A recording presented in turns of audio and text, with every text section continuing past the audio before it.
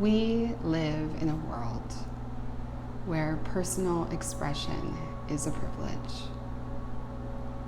And sadly, it's a privilege that should be a birthright. All human beings should be free to express who they are in an artistic, creative, loving, exuberant way. And unfortunately, we don't live in that world, even for those of us who are in a free world where personal expression is encouraged or even legal or celebrated in many regards. We have so many constructs that keep us from fully experiencing the freedom that belongs to us. And one of my favorite ways to tap into this freedom, to get to know who we are beyond the barriers of our own self-limitation and inhibition and comparison, is costuming. My name is Caitlyn Howe. I'm one of the coaches for Fit for Service Fellowship Program, and we are throwing a festival called Arcadia this year for the second year in Las Vegas. And I have been costuming for nearly 20 years. I'm 40 years old. It is one of my passions, and I have always, well, I shouldn't say always, with exceeding experimental creativity, I have spent many years allowing costuming to show me different parts of myself and allowing this practice to really help me understand the vastness and complexity of who I am, and beyond me, of society, of the world, of the collective, of the nature of the human experience. And so for me, costuming is vital. Costuming is a form of mental health and emotional health. It's a practice that can help us bring parts of our shadow into the light and integrate them into our expression as superpowers. So today I'm going to talk to you guys about all of the different ways that we can tap into this super fun mode of creativity and allow these different pieces of ourselves to step forward and show us more of who we are, and invite other people to claim that freedom that hopefully is there for them, and to liberate themselves from the ideas of what you can and can't do, should or should not do, should be and shouldn't be, and help rewrite that story beyond any shame or fear. So, I have a few different segments for you guys today, and you might be wondering whether or not this video is for you. So I will just tell you who this video is for. If you are somebody who tells yourself the story of, I don't know how to costume, this video is absolutely for you. If you are somebody who tells yourself, if you're somebody who's like, I enjoy it, I'm drawn to it, I'm interested, but I feel insecure, or I feel like I'm comparing myself to other people when I'm dressed up in costume, I feel like I can't do it right, this video is for you. If you are somebody who judges other people when they're in costume and feels perhaps triggered or threatened, or just turns your nose up at it and thinks, I don't need to do that, that's goofy, that's a waste of time, that's a waste of money, that's a waste of X, Y, and Z, this video is for you. Please stay with me. If you've gotten this far, something in you is probably curious. Even if you're just here to judge this video or pick me apart in any way, please stay with me. I want you here. And I think I've got some stuff that's going to help you. And if you're a person who loves to costume and you're drawn to this because you already know that you love it, stay here with me please as well, and maybe I can help expand this practice for you in deeper ways that you didn't expect. This is going to be super helpful for costuming at festivals or parties, and it will also help you expand your relationship to personal expression outside of that environment altogether. It might inspire you to create some containers of your own specifically for radical personal expression, and it also might help you just bring a little bit more intention and presence and joy into your day-to-day life as you are adorning yourself to express yourself non-verbally in the world. So Theodore Roosevelt once said that comparison is the thief of joy. I want to start by promising you that at the end of this video series, you are going to be able to do this practice of costuming with way less comparison, and it can be a practice that translates into every area of your life. At the end of the day, the biggest gift of being able to dress up and express yourself and go to a place like a festival and have a new experience with new people and a perhaps completely unordinary embodiment is the joy that we get to experience. In our day-to-day lives, we largely, especially as adults, of course, undervalue joy. We forget how vital it is. We forget how healthy it makes us, how much vitality and youth and this quality of wonder and awe and bliss that comes in when we make joy a value in our lives. So festivals are really important to me because they are like big synchronistic bubbles of joy and bliss and wonder, and we get this massive dose of relief from the tension and the stress and the seriousness of our day-to-day lives and all of the different to-do lists and boxes that we put ourselves in. So we get this special container of permission to be free in our joy. So first and foremost, if you're coming to your costume plan in a state of comparison, where you're already looking at other people and saying, I can't do that, she does it so much better, he does it so much better, I may as well not even try, then we're missing the point. So I want to talk to you guys about how to costume from a new place. I want to talk to you guys about some suggestions and tips for doing this in a more sustainable and creative and artistic way, and how we can navigate some of the emotions that come up in the process, how we can really use this to integrate aspects of our psyche and activate aspects of our soul that have been waiting dormantly for us to invite them to express. So why does it matter? Why bother?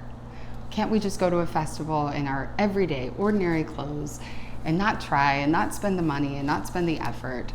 Absolutely, absolutely. There are so many incredible environments where the less we try, the less we do, the less money we spend and effort we put into it, we might still have the most transformational and expansive, and perhaps even more so expansive time. However, many of us are locked in a certain set of identity expressions, and that's how we relate to ourselves from day to day. The physical cues of what we have in our body, of what we allow ourselves to experiment with and express as. Those cue old stories and old patterns and familiar behaviors and habits that are really difficult to break out of unless we intentionally break the pattern. So one of the most beautiful aspects of the festival and costuming for the festival is that we are breaking a pattern. I've said this before in some of my interviews, we're getting God to notice, so to speak. If you think of God as the collective psyche, as God, beyond the collective psyche, but as a conscious presence that's watching every day, or the God within that's watching every day, and is experiencing a lot of habituated routine. There's always an element of magic when we break the pattern, and that God, that conscious presence suddenly goes, whoa, something's different. My attention is attracted here. I'm now paying attention. When we break the pattern and do something novel, we get the consciousness in ourselves, that divine consciousness in ourselves to notice, we get the divine consciousness of the collective to notice, and we get the divine consciousness of the higher dimension to notice and to pay attention. And there's suddenly a quality of magic to it. And the most important aspect of this really is the very subtle magic that has suddenly allowed us to be more present. So if we are getting the God within to notice, we are suddenly more present to the experience that we're having. We're paying attention. We're listening for that divine guidance from our soul. We're listening to the divine guidance of the collective and of the higher dimensional, heavenly divine consciousness that's always trying to speak to us, but we might not be so present in our day-to-day lives. So when we're working with this, think of this first and foremost as a non-verbal form of communication. If you're in a festival, for example, or a party, there's going to be music, there's going to be lots of stimuli, There are going to be agendas and schedules to track, and there's going to be less conversation than normal until you drop into those moments where you get the opportunity to have a one-on-one conversation. It might be loud.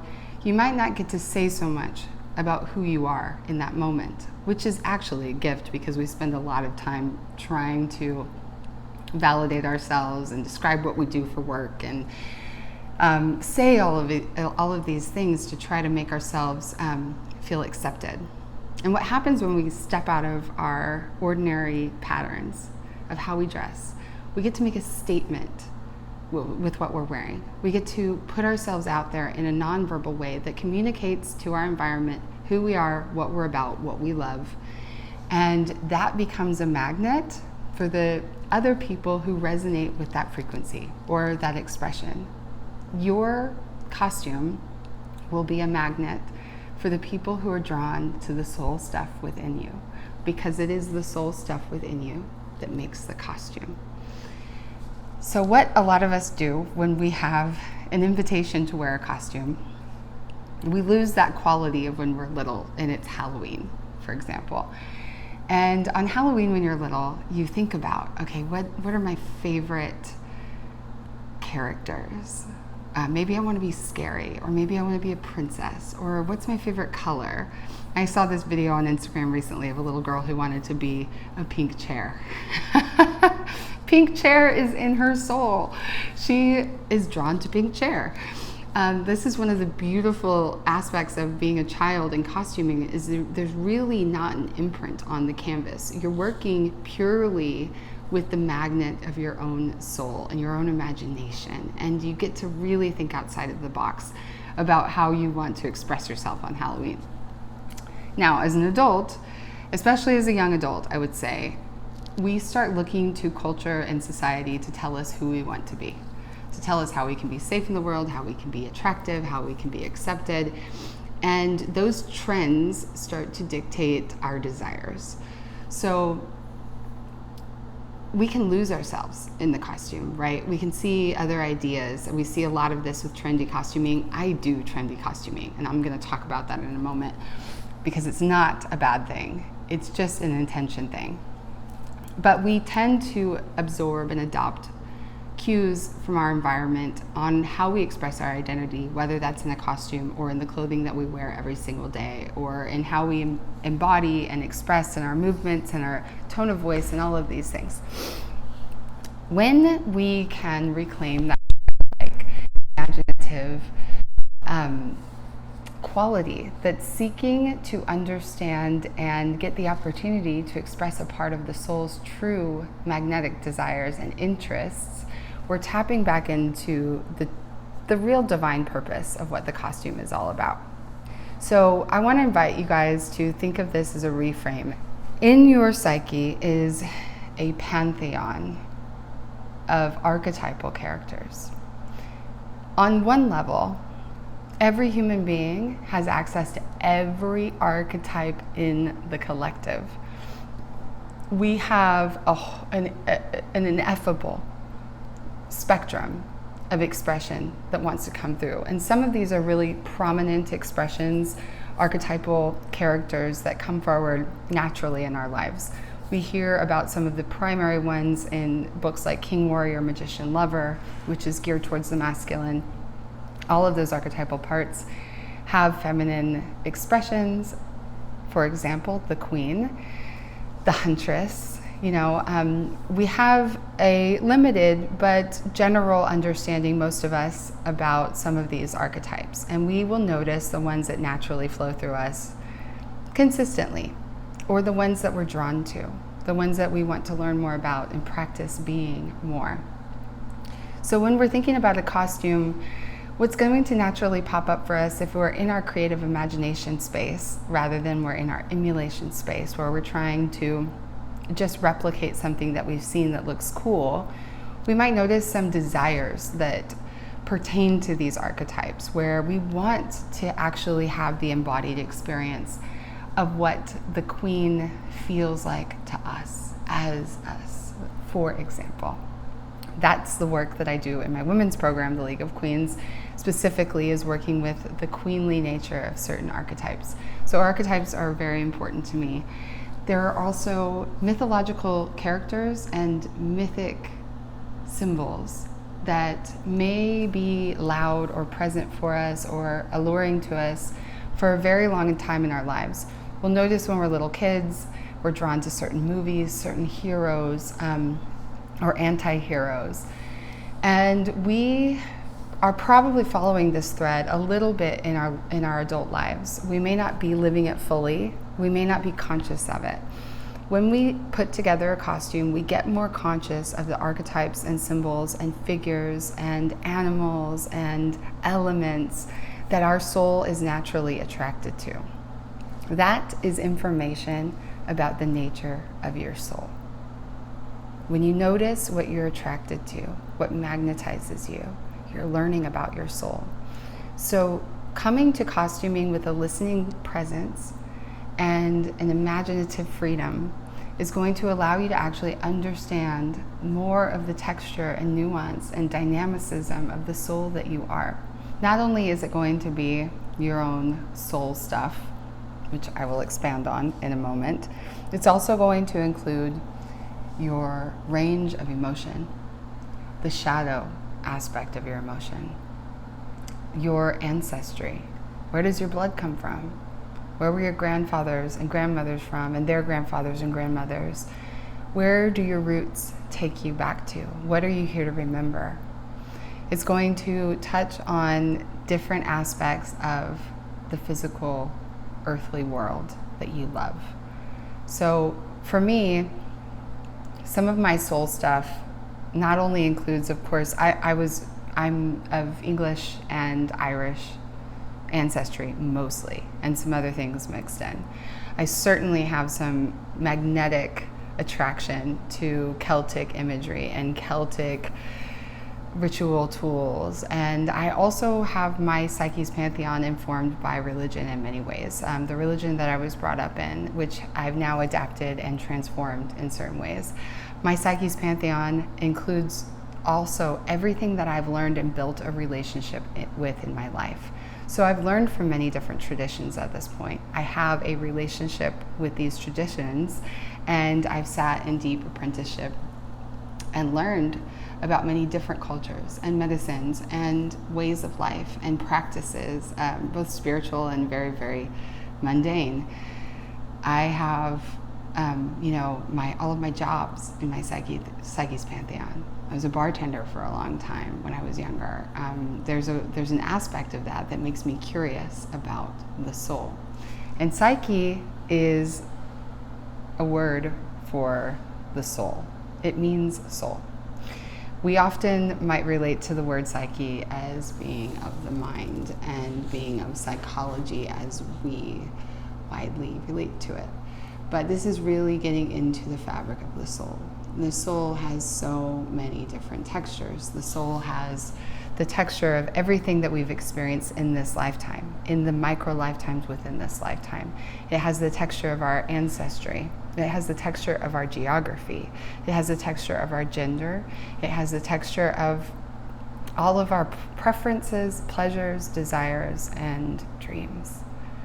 And our dreams can be another excellent way to track what wants to come through from the soul into the physical expression through the experience, perhaps, of costuming. The collective psyche has many different big general archetypes too. We get to see these archetypes in the groups and cultures that we admire, and the systems and structures that we admire, and we also get to see them in the ones that perhaps we feel angry towards, judgment towards, or that we don't understand at all.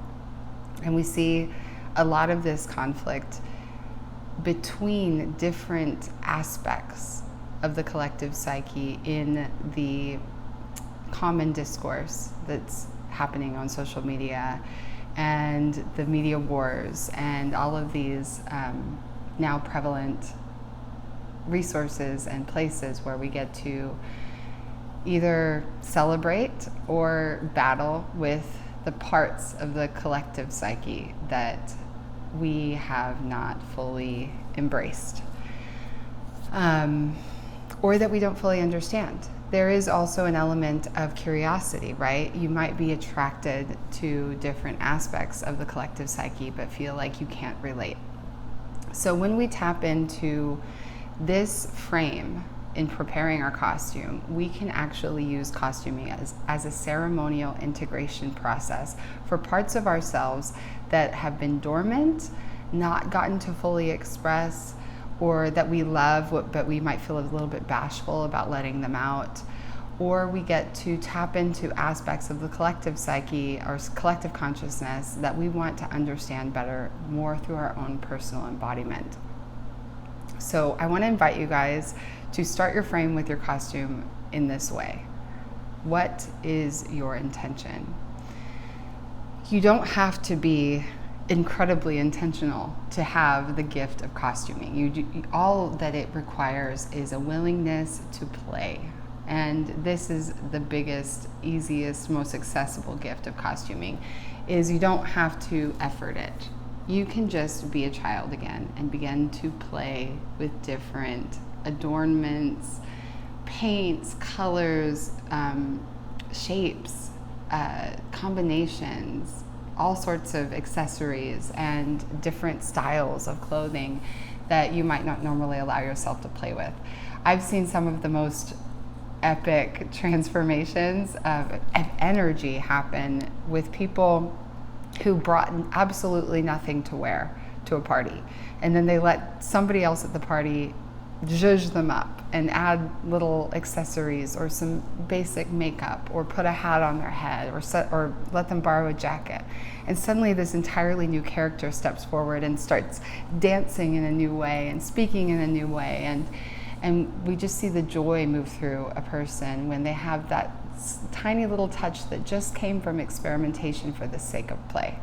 However, if you have something on your calendar that you're really looking forward to and that feels like a big deal moment to you, it's a special party, it's a festival, it's a new experience, you have the opportunity to get more intentional with your outfit. I've been going to Burning Man for many years, and one of the reasons I am so attracted to Burning Man as a festival experience and a cultural experience is because one of the tenets of Burning Man is radical free expression. You are allowed to express in whatever way that you want to there. It's part of the permission slip. And we really need more containers like this in society that really allow for the full range of expression. I mean, I see people out there who are completely nude. We are funny animals. We have a lot of rules about being naked and what's appropriate and what's bad and what's shameful. And allowing ourselves to step out of that box to create a costume is really liberating. We get to be back into the inner child or into the animal or just the free animal that doesn't need to shield or cover up out of shame and sin and things like this. So when you are getting more intentional with your costume, I invite you to feel into which part of your psyche wants to come forward. What's an aspect of you that's been dormant or suppressed? Maybe it's an emotion. Maybe it's your erotic, sensual nature. A lot of us have a lot of inhibition around how sexy we will allow ourselves to be. And we can notice that in what we judge in other people. There might be a deep suppression if we're very triggered by other people's sexual expression or sensual expression.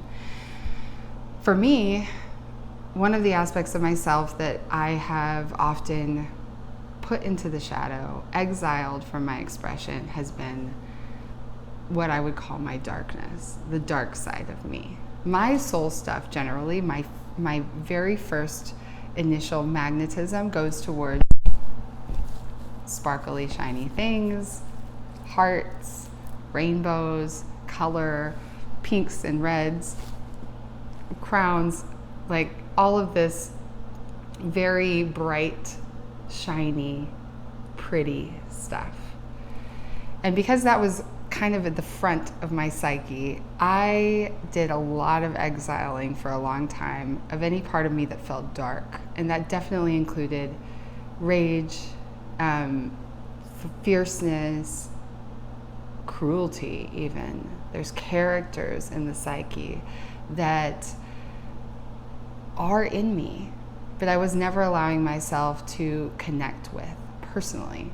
So one of my most transformative costumes was allowing myself to dress up as Cruella. Now, I am kind of a purist in my artistry when it comes to putting together a costume. I personally don't get much out of buying a store-bought, pre-made, pre-pieced together costume. For me, there's a lot of alchemy in the art itself, in creating handmade pieces, in sourcing pieces that were, made by a small business owner or an artist, and they're one of a kind, and thrifting and putting together an outfit that you can't find anywhere. And that becomes a part of my art. So I also, second, I really want to invite you guys, once you get clear on your intention, how can you bring your artistry into putting your costume together? For me with Cruella, I found this incredible headpiece from Bubbles and Frown on Etsy. Now, a lot of people might say, well, that's very demonic. Perhaps. Demonic is not something I embody very often, so why not give it a whirl? I also went to a thrift store and I found a fabulous Dalmatian spotted jacket that seemed like it just came out of the ether to help bless up my costume. And so when you put together your costume, get clear on an energy, an aspect of your psyche or the collective psyche, a piece of your soul stuff, a symbol from a dream, an animal that you're really attracted to or that you want to learn from. Consider it an opportunity to be guided by the intention, guided by the symbol. You can start with one symbol, one clear piece of your vision, and then think about ways that you can get creative with it. How can you create something that's never been done before so you get to enjoy the process of artistically creating an entirely new character that is an expression of how that archetype or that energy shows up in you? Because nobody can do it exactly the way you do it. Even if you put on the exact same clothing, two human beings put on the exact same clothing, the exact same accessories to their makeup or face paint or whatever, the exact same way. No one is going to do the same character the same way. What comes through your embodiment, if you're in the truth of your authentic expression, what comes through that is going to be unique. So I invite you to maximize the uniqueness and think of ways that you can do this inventively, creatively, and unexpectedly.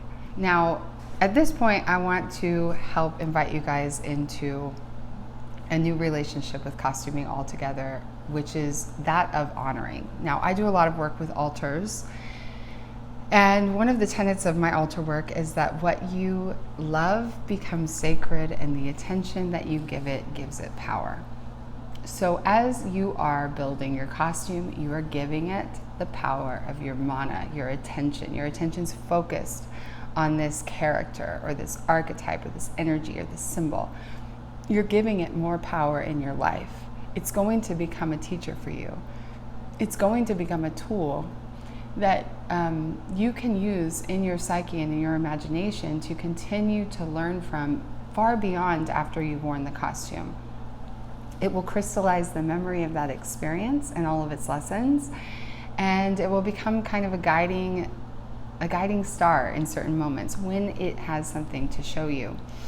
And you can think about this, in relationship to the altar. Your body is an altar. Your body is a temple. And so whatever you place on your body, you're saying, this represents something of meaning to me. Even when we're not doing this in a very expressive way, it might be comfort is meaning to me. Yoga close might say, like, yoga has meaning to me. Yoga is meaningful for me. What are the little ways that we're expressing and putting something on the altar every day that we are getting dressed at all? Now, when we get to step outside of the box, and it's like getting a clean new altar where we get to make a potent prayer with what we're wearing. So I want to really invite you guys to think about this as you're putting your costumes together.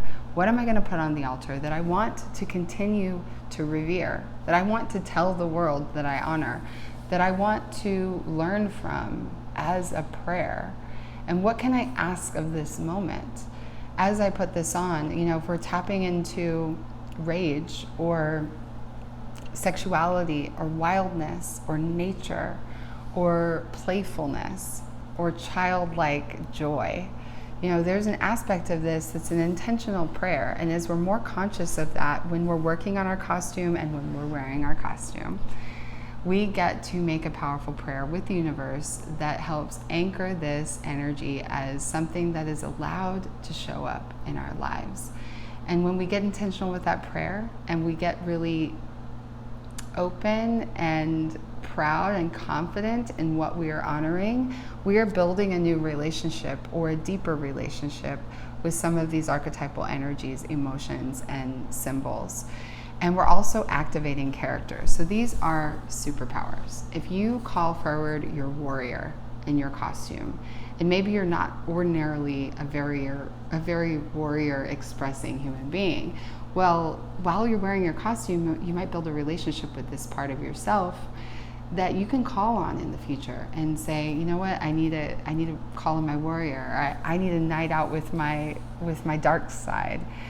And it kind of gives us permission to enter new territory in our embodiment. So the body is an altar, the costume is the prayer.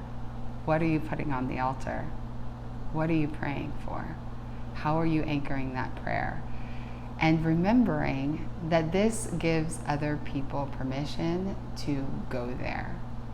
As I said at the very beginning, we are not living in a free world most of the time, even when we think we are, even when we might have legal permission to be more free.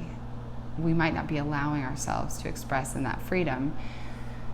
We need permission from one another. A lot of our permission has been taken away because we are sensitive enough to take cues from our environment based on what we see other people doing. If we don't see other people expressing in the fullness of their own psyche's pantheon, we might just naturally, sensitively learn through living that that's not okay. It's too much. It's offensive. It's outrageous, or it's silly, or whatever cues we've learned from either our parents, our schools, our cultures, our workplaces, the media, etc. So when we take this liberty back into our hands and we fully own it, we are giving back freedom to other people. We're giving out a permission slip and an invitation that says, yes, you too can be this free. Now, to close out the segment on the soul stuff and Psyche's Pantheon and activating this intention, I want to take a moment to make a special note on my perspective on cultural appropriation. This is definitely something that comes up in comment sections, and also for very good reason from a lot of people who witness other people wearing certain types of costumes. My perspective on this is that when we are drawn to something in the regalia of human culture, whether that's of present time or historic time or any other means by which we've had access to this or witnessed it, and we're drawn to that. There's a magnetism, when we see people wearing certain things, there's clearly a magnetism that's happening in this person towards a certain type of adornment. And what I want to offer as a soft starting point is simply that I am an advocate for exploring what we are magnetized to, even if that's not part of our genetic ancestry. We live in a mystery where we don't fully. We never can fully, absolutely understand all of the information and preference and attraction that's happening in our psyches. We don't understand fully yet the nature of past life experiences, the ways that our cultures may have woven together and in history and in time, the reasons that we're drawn to certain things. So if you are drawn to something that feels tribal in nature, feels ethnically distinctive, this could be patterns, certain types of headpieces, certain types of jewelry, certain styles and ways of wearing things, and certain props. My invitation for you, out of respect to both culture, other people, and yourself, is to do some due diligence about getting deeply acquainted with the history of the pieces and styles that you're drawn to, if at all possible. I will give an example of this. One of my mythic figures that's very alive for me in my passion is Joan of Arc.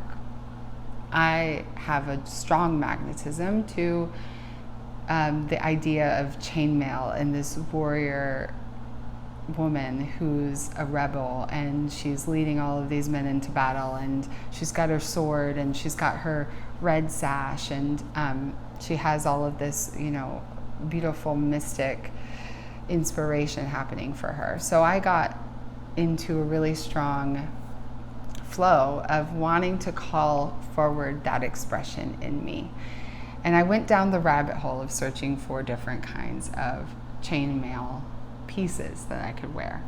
I found one really amazing piece that was white chainmail with red crosses on the shoulders. And I decided to go ahead and look up what that symbol was, because I'd seen it before. Now, the red cross symbol that was on this piece belongs to the Knights of Templar. I started to do some research about the Knights of Templar, and I saw some mixed reviews about what they stood for and the history and that group of men that existed at that time period. And I recognized immediately that given the bandwidth of time that I had between when I wanted to wear my costume and when I was doing this research, that I could not get informed enough to feel good about wearing that symbol, because I didn't fully understand what it might represent on a deeper level. Now, we get to make choices like this when we do our due diligence about the history of symbols and certain types of costuming and regalia that people have worn historically or that other cultures have worn. Something to soften this, however, is there is a lot of crossover in culture historically. We might have even for those of us who have very strong stories about who should be wearing what and what that means, we might not be deeply informed enough to recognize and to judge whether or not somebody should be wearing something, based on their appearance, especially from a distance. So we can't anymore at this point, I don't think, just simply look at somebody's skin color, at their lifestyle, at the context of their life through social media, and decide that we know what their ancestry is, what their personal relationship is with a particular culture or tribe, what their soul relationship is with any part of the collective consciousness. So I think as we do our own due diligence with the symbols and the shapes and the styles of adornment that we wear, we begin to acquire compassion and open-mindedness, because that curiosity translates to relationship with other people.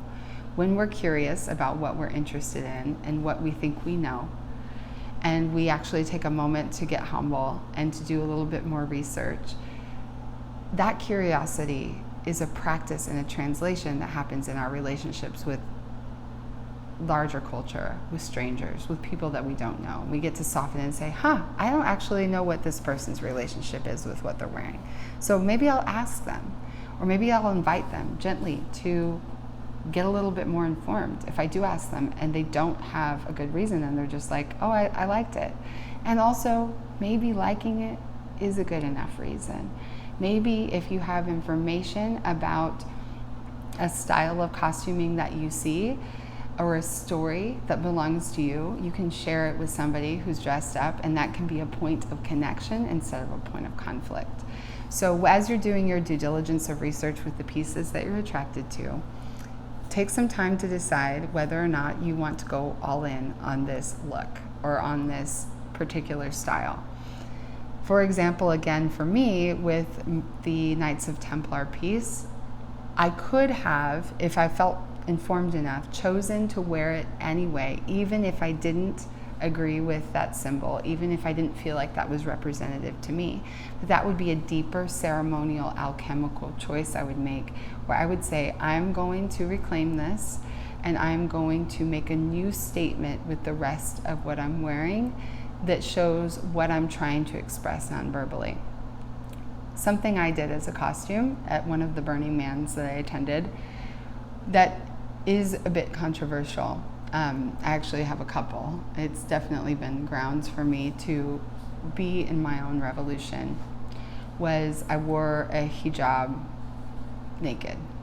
Now this was a statement. This was, I posted one photo about this and got a lot of heat, but I did this on purpose. I did this as a statement of solidarity and empowerment for women who may be living or have lived in past generations in cultures that said that it was shameful to even show their heads.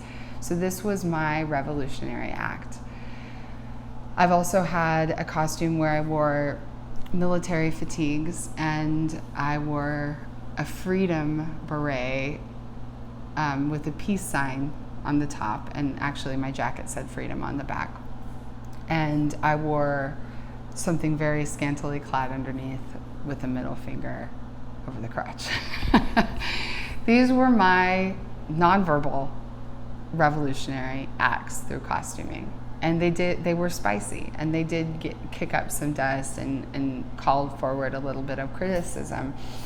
So you can be intentional about this. If you're wanting to do your revolution in a peaceful but powerful way, you may choose to wear something, as so many people have done outside of festival environments or party environments or any kind of permission slip, really, is to be in the peaceful protest or peaceful advocacy of an idea or a liberty that you really want to embody and make a statement about.